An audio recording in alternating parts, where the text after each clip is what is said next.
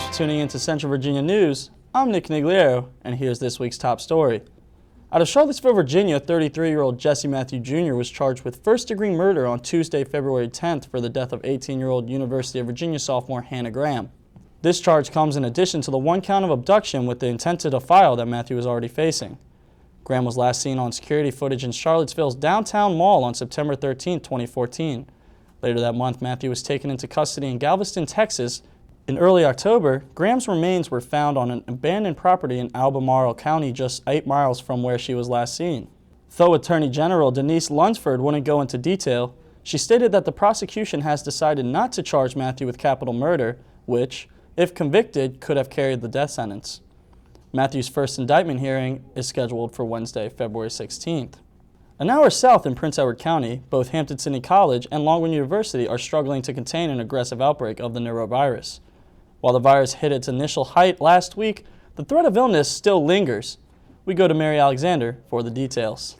Thank you, Nick. I'm here at Venable Dormitory at Hampton-Sydney College where the norovirus symptoms first started.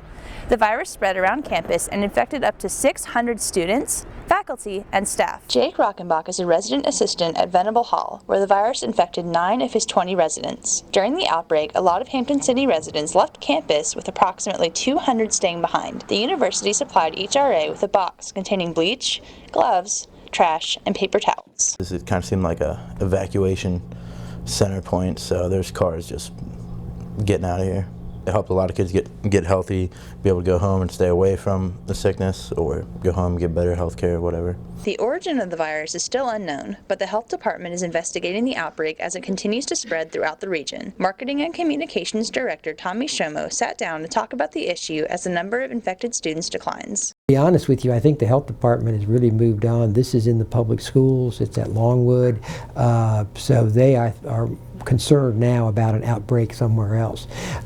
If you've had it, from what we gather, you're safe for about 2 weeks, but you can get it again after about 2 weeks. That's all your immunity lasts on it. The Health and Wellness Center at Longwood University would not go on the record, but Communications and Media Relations Director Matthew McWilliams worked with the university to take preventative action. We instituted an incident management team. There are people from on it from several areas of campus, and we met every day, sometimes twice a day, to coordinate cleaning efforts, to coordinate information that we went out to students, to review numbers, to meet with the Virginia Department of Health officials, to assess the situation, to find out if to kind of reassess every day to see if our response was adequate and if what we were doing was helping. The norovirus cases at both Longwood and Hampton-Sydney have decreased in the past week. There are a few stragglers still facing the symptoms, but the outbreak seems to be on the decline. Reporting for CVN Central Virginia News, I'm Mary Alexander. Back to you, Nick. Thanks, Mary. On a lighter note, we take you to Buckingham County to meet Joshua Bolt, a teenage boy overcoming obstacles in a unique and inspirational way. What are you going to do? What do you do when you go over? What do you do? 2 points. Yay! Good job. 2 points. For us that are involved, it's extremely uplifting, and it makes you want to do it all the time. You get lots of energy for it. Good job. Yay! Good grip. Let go. You got it, bud. Yay! Joshua Bolt is my son. He is 13 years old. He has cerebral palsy, which he has had since birth. When he was born, he didn't breathe. So he has brain injury from that experience. For Joshua, the experience of participating in Heartland Horse Heroes is more than just riding a horse. He can have fun while doing things that we want him to do at home that aren't so fun, but he can have fun doing it when he's on the horse. Shoulders.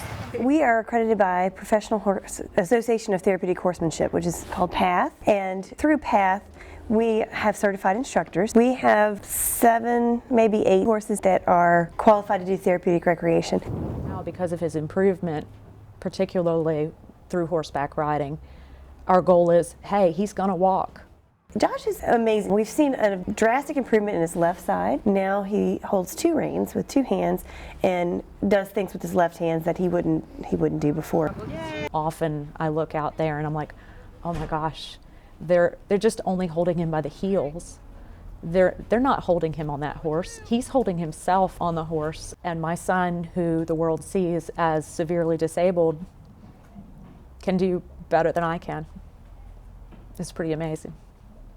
Him inspiring students and other people who come across his story is a big deal to me. Joshua, I think that if he were asked, he would talk about how it feels to feel free when he's on the horse. Josh has been riding horses for 5 years now and plans to continue with his training. That was your news for this week.